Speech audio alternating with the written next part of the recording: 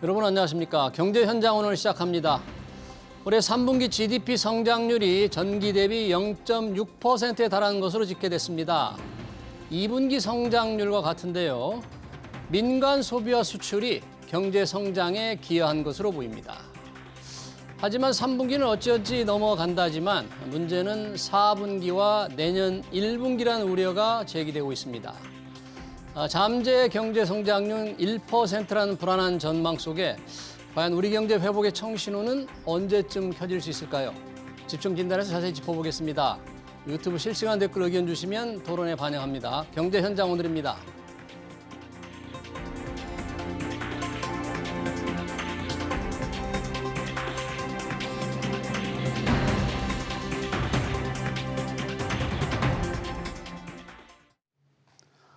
네, 우리 3분기 성장률 그리고 내일 발표될 미국의 3분기 성장률까지 함께 토론하기 위해서 두 분 모셨습니다. 한국경제산업연구원 김광석 경제연구실장, 서강대 경제학부 허준영 교수 오셨습니다. 두 분 어서 오세요. 안녕하세요. 네, 반갑습니다. 3분기 경제 성장률 2분기 대비 0.6%에 달했습니다. 몸집이 이제 0.6% 좀 늘어났는데 좀 낮은 수치로 보이기도 하고 그나마 마이너스는 아니다. 뭐 이렇게 다행으로 하는 분석도 있고. 허준영 교수님 어떻게 평가를 할 수 있을까요? 중거점을 뭘로 잡느냐에 따라 좀 다를 것 같은데요. 우선은 올해 저희가 어떻게 보면 약간 목숨을 걸고 있는 숫자가 1.4입니다. 왜냐하면 이제 IMF에서 가장 최근에 나온 한국의 올해 경제 성장률 전망치가 1.4니까요. 지금 뭐 국정감사에서도 계속 1.4가 되냐 안 되냐 이거 갖고 레퍼런스 포인트가 된 것 같은데요. 1.4를 성정하려면 한국은행에서 8월 달에 뭐라고 얘기했냐면 3분기에 0.7, 4분기에 0.7 성장하면 1.4가 된다라고 했는데요. 지금 0.6이 나왔으니까 4분기에는 0.7보다 약간 상회하는 숫자를 성장하면 이제 1.4가 될 것 같습니다. 그러면 한국은행은 0.7로 예상을 했었고 3분기가 그리고 시장의 전망치는 0.5였습니다. 딱 그 중간 정도가 나온 것 같고요. 그리고 뭐 아직 뭐 이거를 물이 반만 남았냐 반이나 남았냐로 해석을 할 수는 있는데 1.4라는 숫자로 보면 달성 가능해 보이긴 하는데 지금 방금 전에 앵커께서 말씀해 주신 대로 3분기보다는 4분기가 조금 어려울 것으로 보여지는 게 어쨌든 간에 10월 초에 개전한 4분기 가장 먼저 앞부분에 개전한 이스라엘 하마스 전쟁이 있고요. 여러 가지 지금 이슈들, 미국 국채 금리가 굉장히 빠르게 올라가고 5% 근처에서 왔다 갔다 하는 게 지속되고 있습니다. 이런 어떤 부정적인 영향들이 4분기에 좀 들이우고 있어서 4분기가 과연 3분기만큼 나올 것이냐의 문제가 좀 있을 수 있습니다. 그렇게 됐을 경우에는 1.4가 위험해질 수도 있을 것 같습니다. 그렇군요. 3분기 0.6% 시장 전망치보다 아까 전망치가 0.5%였으니까 네네. 조금 높았지만 그러나 올 한 해 전망치 1.4%를 달성하기에는 4분기, 지금 분기가 지금 4분기 좀 벅차 보인다, 버거워 보인다 이렇게 이제 평가를 해주셨는데 우선 3분기 성장률 우리 시청자들을 위해서 0.6%가 어디 분야별로 나누면 어떻게 해서 0.6% 성장을 우선 하게 됐습니까? 네, 너무나 잘 아시겠지만 이 GDP를 쪼개면 하나가 민간 소비, 소비죠. 뭐 정부 지출도 포함되겠지만 소비, 그리고 투자. 그러니까 설비 투자나 건설 투자 같은 투자, 그리고 순수출, 마지막으로 정부 지출 이렇게 네 가지 부문으로 나눌 수 있겠습니다. 네 가지 부문 쭉 나눠보면 유독 설비 투자가 강한 마이너스를 기록했어요. 설비 투자가 부진했고. 이 부분을 우리는 주목을 해야 됩니다. 지금 그래프 보고 계시지만 설비 투자는 기업이 신규 사업 해보겠다, 신산업 진출해보겠다, 신제품 개발해보겠다 이런 데 들어가는 돈입니다. 그 돈을 3분기에 집중적으로 전분기보다 줄였다라는 것은 그만큼 23년 3분기 현재 경제가 매우 녹록치 않구나. 뭐 뭔가 한번 사업을 해볼 만한 그런 경기 국면이 아니구나. 이렇게 뒤로 후퇴하는 모습이고요. 그럼 설비 투자가 감소하면 이어서 따라오는 게 고용 침체예요. 신규 사업을 진출하지 않으면 신규 고용 창출이 안 되거든요. 그러니까 결과적으로 이런 현상을 좀 해석해 볼 때 설비 투자가 이렇게 크게 마이너스를 기록한 것은 좀 4분기 경제의 어떤 흐름으로 봤을 때 좋지 않은 양상이다. 이런 생각을 좀 해보고요. 설비 투자 부진이 심각하다. 네, 앞서 이제 총체적으로 성장률을 좀 말씀드려 보면 어쨌든 0.6% 올해 3분기 성장률을 기록했습니다만 4분기 성장률이 0.7이 나와도 제가 직접 계산을 해봤거든요. 이거 뭐냐면 22년 4분기 GDP 규모가 있고 거기서 0.3% 1분기에 증가한 거예요. 그리고 2분기에 또 0.6% 증가한 거고 그리고 또 0.6%또 증가한 겁니다. 그러니까 네. 산수예요, 산수. 네. 그럼 여기서 0.7% 증가할 거라고 계산을 해보면 GDP 규모가 전년보다 1.4%가 살짝 안 돼요. 안 돼요? 그러니까 이 정도면 굉장히 챌린징하다. 도전적 1.4% 성장률을 달성하는 것이 버겁다? 좀, 좀 도전적인 과제가 될 것이다. 쉽지 않을 것이다. 그래서 지금으로서는 이 수준으로 본다면 네. 1.4%는 좀 어렵고 1.3% 가깝지 않을까 이런 생각을 해볼 수 있고요. 네. 또 한 가지 중요한 것은 이 4분기를 봤을 때 3분기보다 더 녹록치 않아요. 경제 환경이. 그리고 지금 이 성장률이란 지표가 네, 네. 전분기 대비니까 지금 22년 2분, 23년 2분기도 중요한 거예요. 23년 1, 2분기 경제가 그토록 안 좋았습니다. 예. 금융위기 수준이었어요. 근데 안 좋았을 때보다 0.6% 그나마 증가한 거예요. 근데 3분기는 그나마 증가한 거에서 거기서 0.7% 증가하기는 또 어렵습니다. 상대적으로. 예. 네, 그런 경향을 봤을 때 어떤 4분기 이런 0.7% 도달도 좀 어렵겠지만 그렇게 도달하더라도 1.4%를 유지하는 것은 좀 쉽지 않아 보인다. 저는 이렇게 진단을 하고 있습니다. 네, 올해 성장 전망률 1.4%가 지금 수준으로 버거워 보인다. 0.4분기, 지금 분기 0.7% 정도는 좀 3분기보다 늘어나야 된다는 게 두 분의 분석이신데, 뭐 1.4%도 한 해 성장률로는 참 보기 드물게 아주 낮은 수준 아닙니까? 지금 달성하기도 어려운데 설령 달성하더라도 우리 경제에 보면 굉장히 낮은 거죠, 이게. 이게 최근에 2000년대 이후로 보면 한 세 번째 일인 것 같아요. 그러니까 언제냐면 2000년대 바로 전에 IMF 때 저희가 마이너스 역성장하고 글로벌 금융위기 때 역성장한 거, 역성장은 아니죠. 그때는 0%대 성장으로 제가 기억을 하고요. 예. 그다음에 코로나 때 역성장한 거, 마이너스 성장한 거 이외에 그거를 제외해 보면, 근데 요 세 번은 어떤 때였냐면 사실 저희가 준 경제 위기 혹은 경제 위기 때라고 생각하는 때였잖아요. 예. 이 세 번을 제외하고는 1%대 성장이 굉장히 낮은 성장률이다라는 거고요. 네. 내년에 IMF 같은 데서 지금 2.2% 얘기하는데 뭐 두 가지 의미를 주는 것 같습니다. 최근에 나온 IMF 전망에서 2.4에서 2.2로 깎았다라는 거, 0.1을 깎았다는 게 우리 경제에 시사해 주는 바가 있는 것 같고, 네. 또 하나는 올해 사실 아까 이제 김광석 실장님도 말씀 주셨지만 1.4를 성장하더라도 그거는 작년에 경기 부진했던 상황에 비해서 1.4니까 그렇게 인상적인 숫자가 아니거든요. 그런데 내년에 2.2라는 건 올해도 경기가 그렇게 좋지 않았는데 내년에 2.2라는 건 기저 효과를 반영하고도 2.2라는 수치거든요. 그러면 사실은 굉장히 올해 내년에 저희 소비자들이나 국민들께서 경기가 좀 나아졌다라는 것을 체감하기는 현재로서는 굉장히 어려운 상황이 아니냐라고 보고 있습니다. 예. 경기 회복, 경기가 좀 나아진다는 걸 체감하기가 몸으로 느끼기가 좀 어렵다. 그나마 경기 둔화가 지속되고 있는데 그래도 10월 들어서 이달 들어서 뭐 수출이 조금 나아질 조짐이어서 조금은 긍정적이다는데 수출 회복은 어느 정도고 좀 네. 추세적으로 좀 계속 늘어날 것으로 봅니까? 일단 수출 증감률 추이를 그래프를 보여드리면서 말씀 나누면 가장 좋을 것 같습니다. 수출 증감률, 네. 수출 증가율과 수입 증가율, 예. 무역 수지가 나오고 있는데요. 무역 수지. 예. 무역 수지 같은 경우도 지금 보시는 것처럼 지속적으로 빨간색이다가 10월에는 이제 파란색으로 바뀌었습니다. 네. 그리고 무역 수지 말고 그 옆에 수출입 증가율을 좀 제시해 주시면 네, 수출 증가율. 수출 증가율이 보시는 것처럼 지속적으로 마이너스였었어요.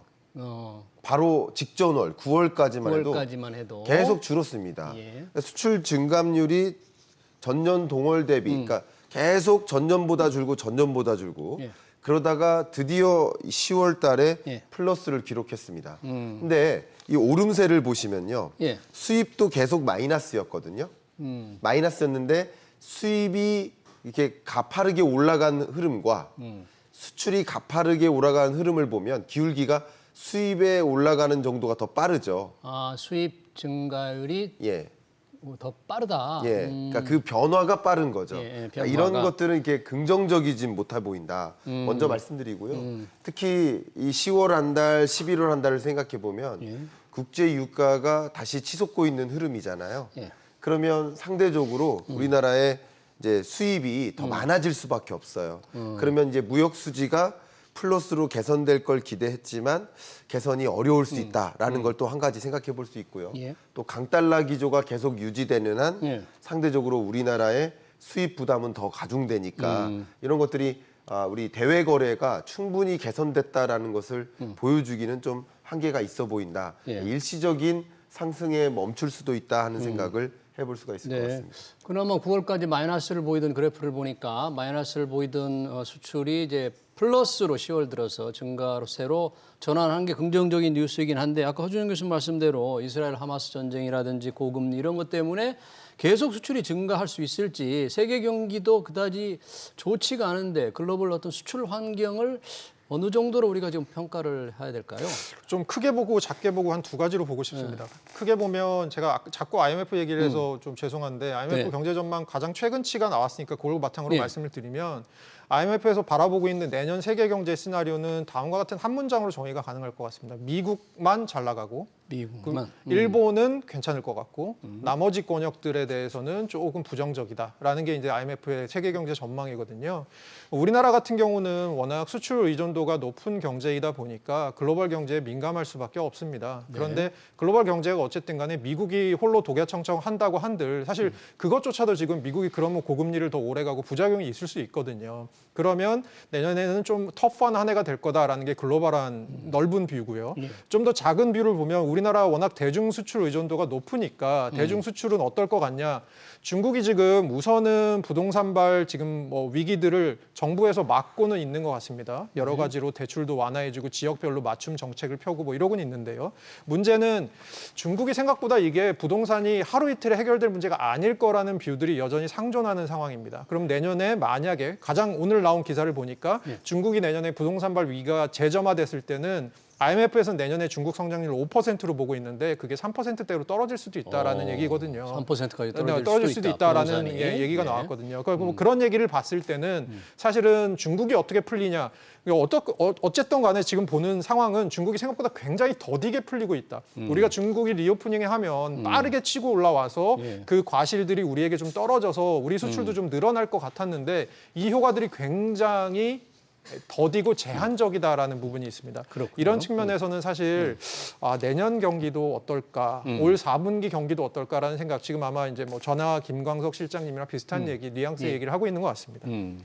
뭐 이렇게 성장률이 낮은 걸 보니까 우리 경제가 뭐 저성장으로 이렇게 빠져드는 게 아니라 저성장이 굳어지는 게 아닌가 하는 우려가 있는데 실제 뭐 OECD의 우리나라 잠재 경제 성장률을 1%대로 낮췄다면서요. 잠재 경제 성장률이라는 게 뭔데 이렇게 의미가 있는 겁니까, 나중에? 제가 잠재 성장률을 좀 쉽게 설명을 한번 드려보면요.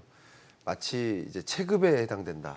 사람으로 치면. 그러니까 저처럼 체급이 조금 큰 사람들은 식사량이 그래도 한 2그릇 정도 먹겠지 기대하실 거예요.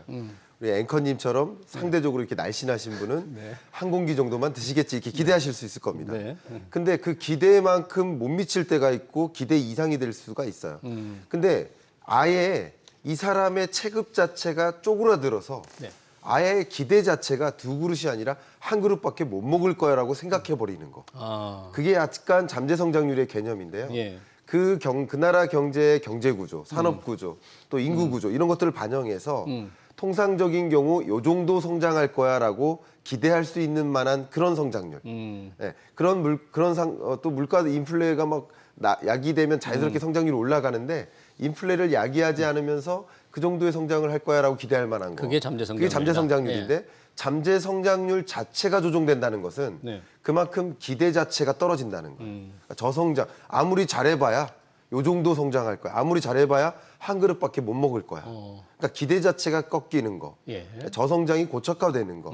그렇게 우리는 잠재 성장률의 둔화를 설명해 볼 수 있을 것 같아요. 우리 경제가 아까 등치로 얘기했으니까 근육도 좀 빠지고 살도 빠져가지고 달릴 수 있는 능력, 특별히 외부 힘 없이 달릴 수 있는 능력이 이렇게 쪼그라들었다. 그래서 1.9%로 쪼그라들었다는 거잖아요. 정확하십니다. 그럼 잠재 성장률이 계속 더 낮아진다고 보는 겁니까? OECD 우리나라가? 우리나라가 사실은 이거 타겟입니다. 어떤 타겟이냐면 잠재 성장률이 뭐에 영향을 받냐면 크게 뭐 한 3-4가지 정도의 영향을 받는다고 생각하시면 돼요. 첫 번째는 노동력, 얼마나 그 경제 내에 노동력이 있느냐.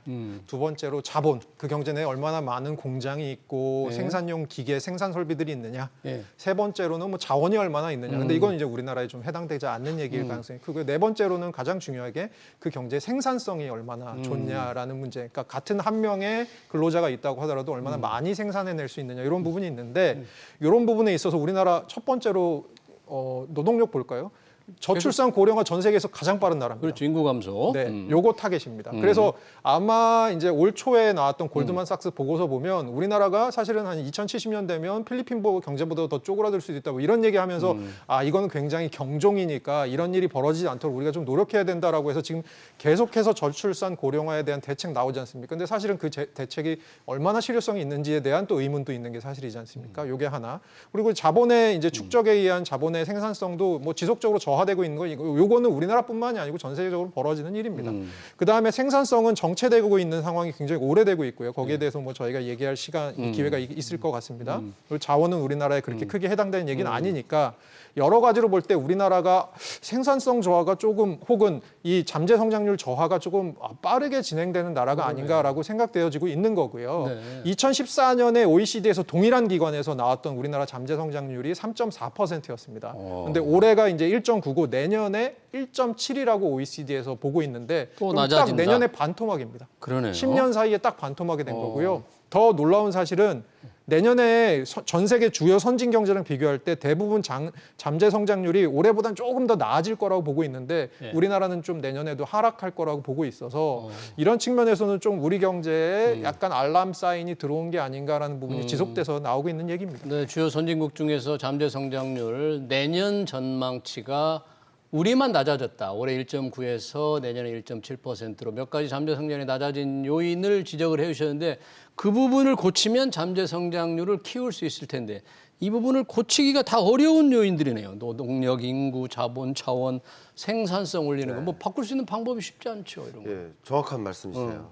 그러니까 잠재 성장률 다시 한번 정리하면 네. 너무 좋은 말씀해 주셨는데 잠재 성장률이 예를 들어 1.9%다. 예. 그럼 그중에 일부가 기여하는 정도가 노동 투입인 거예요. 예를 들어 노동 투입이 0.3%를 기여하는 거예요. 그다음에 자본 투입이 예를 들어서 0.5% 기여하는 거예요. 예. 그러면 두 개 합하면은 0.8인 거잖아요. 예. 그리고 만약에 총 요소 생산성이라고 하는데 예. 그게 1.1% 기여를 한다. 그러면 그걸 다 더하면 1.9%가 되는 거예요. 그럼 각각의 부문을 늘려나가는 게 잠재 성장률을 끌어올리는 방법이 되겠죠.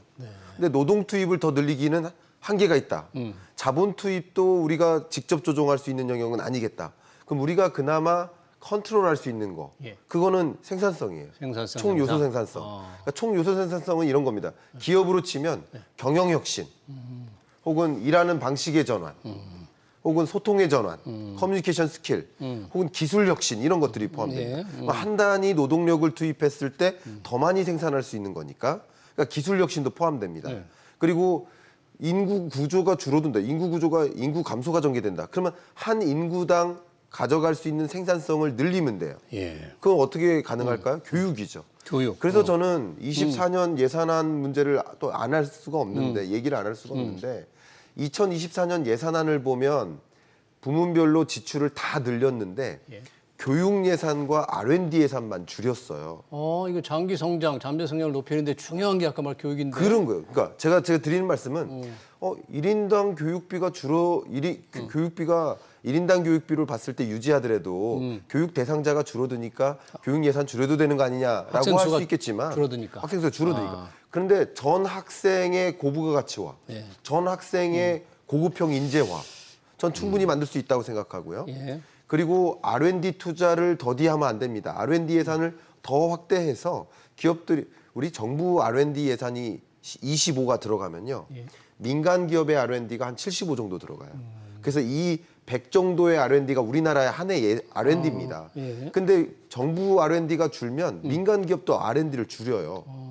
그러면 우리가 다음 미래 먹거리, 유망 산업으로의 진출, 산업 패러다임의 전환, 네. 이거 어떻게 대응합니까? 지금 윤석열 정부에서 내년 예산 관련해서 R&D 줄인다고 해서 지금 연구개발 업종에 민간 기업들이 상당히 지금 불만이 많은데 과학계에서도 네, 좀 논란이 앞으로 실제 국회 통과 과정에서 얘기가 되겠네요. 예, 그래서 저는 잠재 성장률을 끌어올리기 위한 거의 유일한 방법은 우리나라가 갖고 있는 기술력을 올리고 생산성을 올리는 교육 부문과 R&D 이 두 가지밖에 없다고 생각을 하고 이런 부분에 또 한 번 더 고찰을 해보고 예.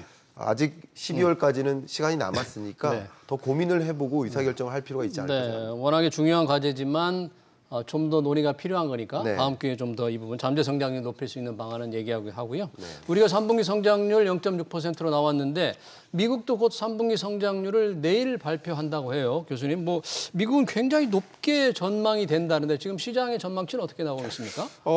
전망치가 대충 5% 근처입니다. 5%나. 굉장히 높습니다. 그래서 마켓워치 같은 경우는 5% 이상 보고 있고 월스트리트 저널이 좀 낮게 보는데 여기에 경제학자들이 참여해서 해보니까 한 4.5% 정도 나오고요. 그다음에 애틀랜타 연방준비은행에서 전망치 해보니까 5.4. 그다음에 S&P 글로벌 같은 데서는 5.6. 그래서 뭐 평균치 내보면 5%를 상회하는 굉장히 높은 성장률이고요. 그리고 이게 어느 정도인지 느낌을 받으시기 위해서 1분기랑 2분기에 어느 정도 성장했느냐를 보면 1분기 2%, 2분기 2.1%. 이게 근데 3분기에 5% 넘게 튄다는 거거든요. 물론 4분기는 조금 낮아질 것으로 예상이 됩니다만 어쨌든 간에 미국의 노동시장이 굉장히 여전히 뜨겁다, 소비가 견조하다 이런 부분들을 확인시켜 줄 수 있는 부분입니다. 그러네요. 올 들어서 미 연준이 지속적으로 금리를 올려서 지금 연준의 기준금리 상단이 연 5.5%라 이렇게 되고 있는데도 여전히 미국 경제 꺾이지 않고 3분기 성장률 5% 가까이 나온다. 만약 이렇게 발표가 되면 미 연준 다음 금리 결정 회의가 11월 1, 2일이죠? 그렇습니다. 한국에서는 2일 새벽 3시 반이라고 볼 수 있죠. 그 금리 결정 회의에 이런 GDP 3분기 발표가 영향을 혹시 줄까요? 당연히 영향을 준다고 보고 그래요? 있습니다. 그러니까 중앙은행에서 고려하는 관찰 대상을 이게 세 가지로 한정적으로 좁혀버리면 하나가 물가일 거고요. 그다음 하나가 경기입니다.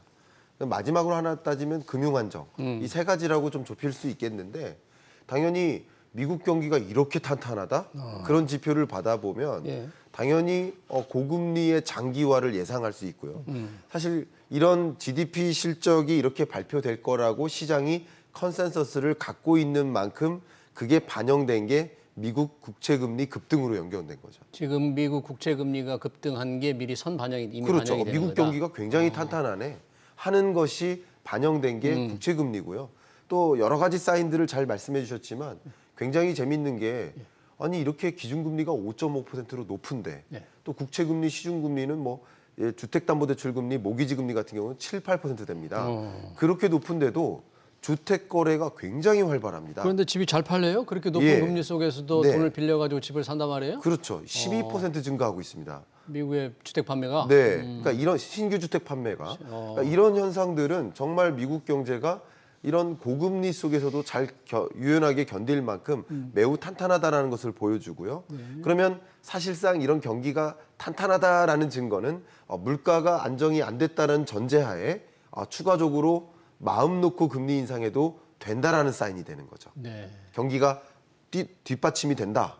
그러면 물가 상승률을 더 끌어내리기 위해서 금리를 추가적으로 인상해도 된다라는 사인으로 작용될 것이기 때문에 더 고금리 장기화 이것을 더 유축해 만드는 그런 변수라고 볼 수 있겠습니다. 그러니까 이번에는 연준이 금리를 안 올리더라도 높아진 수준이 상당 기간 오래 간다. 네. 또는 뭐 다음 기회에 한 번 더 올릴 수 있다. 뭐 이런 거네요. 금리를 한 차례 더 올리거나 혹은 그런 의사결정 그리고 또 한 가지는 금리 인하의 시점이 더 뒤로 미뤄지는 것. 이 두 가지. 그래서 고금리, higher 그리고 longer, 장기화 이렇게 두 가지로 이해하시면 도움이 되겠습니다. 네, 3분기 성장률은 뭐 3분기는 이제 지났으니까 허 교수님 아까 말씀도 그럼 미국도 4분기, 1분기는 과연 3분기의 성장의 고성장세가 이어질까요, 미국? 어떨까요? 그러니까 지금 컨퍼런스 보드 미국에서 이제 나오는 얘기가 4분기엔 한 1.0%, 그다음에 내년 1분기에 한 마이너스 1.0으로 가지 않을까라고 보는데 마이너스 1.0. 예, 근데 내년 1분기에 마이너스 1.0이라는 숫자도 사실 그렇게 나쁜 숫자는 아닌 게 지금 금리 인상한 거랑 올해 미국 경제 이렇게 뜨거웠던 거 생각해 보면 거기에서 1% 줄어든다는 거니까 사실 그게 되게 인상적인 숫자는 저는 아니라고 생각을 하는 편이고요. 그러니까 결국은 지금 뭐 사실 경제학자들도 엄청 반성을 하고 있는 것 같아요. 저도 반성 중인데요. 뭘 반성합니까? 미국 경제가 이렇게 뜨거운데 금리를 저렇게 올렸는데도 미국 경제 왜 이렇게 뜨겁지라는 것에 대해서 우리는 아직도 이해를 하는 과정인 것 같습니다. 뒤에서 따라가고 있는 것 같습니다. 저희 이해라는 게. 그래서 그런 부분들에 대해서 이제 여러 가지 이론들, 뭐 중립금리가 높아졌네, 아주 여러 가지 이론들이 지금 나오고 있는 그 가설들이 나오고 있는 것 같고요.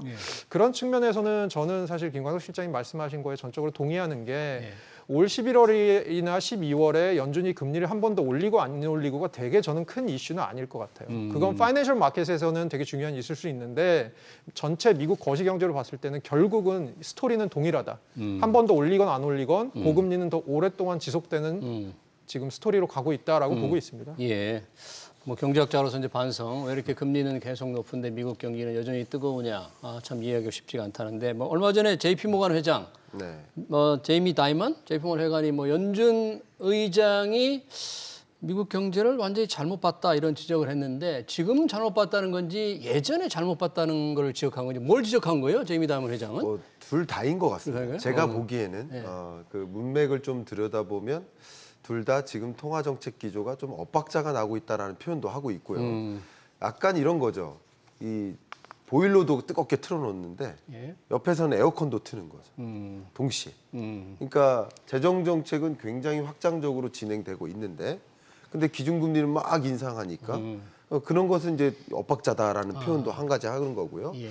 아직까지 이렇게 금리를 인상하는 행보가 충분히 제약적이지 않다라는 표현도 들어갑니다. 그러니까 물가를 확실히 잡고 넘어가야 되는데 네. 물가를 잡을 만큼 제약적인 금리가 아니다. 그래서 추가적인 금리 인상이 더 필요한 것이 아니냐 하는 그런 어떤 근저에 깔린 그런 표현도 담겨 있는 것이 아닌가 해석되고 있습니다. 네, 연준에 대한 뭔가 조금 불만도 좀 있는 것 같네요.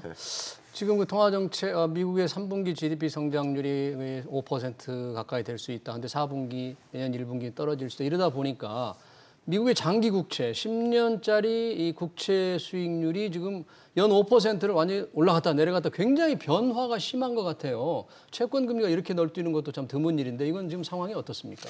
지금 오늘 상황을 보니까 어제까지 조금 내려가던 게 오늘 다시 튀더라고요. 다시 또 올랐어요? 10년물 금리가. 그러니까 이게 먼저 좀 이해하셨으면 좋겠는 게 왜 10년물을 보느냐라는 이유가 좀 있습니다. 미국 국채 금리라는 게 단기도 있고 뭐 30년짜리 장기도 있는데 10년물이라는 게 딱 중간 정도에 있고요.